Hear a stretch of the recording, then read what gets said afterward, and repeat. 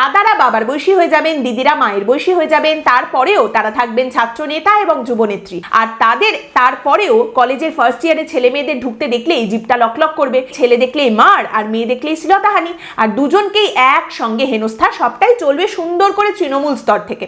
TV9 বাংলার একটি প্রতিবেদন সামনে এসেছে যেখানে বলা হচ্ছে যে এই কলেজগুলোতে কি সুন্দর দাদারা রয়েছেন। দেখুন, কলকাতার বিভিন্ন কলেজ, দিদিরাও রয়েছেন। কলেজ পড়ুয়াদের একাংশের দাবি যোগেশচন্দ্র চৌধুরী কলেজে রয়েছেন সাব্বির দা, আশুতোষ কলেজে রয়েছেন সার্থক দা, যার কথা একদম প্রথমেই বললাম, সে আশুতোষ কলেজের হেড ক্লার্কও বটে। তারই সঙ্গে রবীন্দ্রভারতী বিশ্ববিদ্যালয়ে রয়েছেন বাপ্পা দা। তবে দীনবন্ধু অ্যান্ড্রিউস কলেজে কোনো দাদা নেই, সেখানে আবার রয়েছেন একজন দিদি, রিয়া দি। বিদ্যাসাগর কলেজে রয়েছেন মনিরুল দা, অপরদিকে সুরেন্দ্রনাথ কলেজে আছেন দেবুদা, আর চিত্তরঞ্জন কলেজে রয়েছেন প্রেমদা।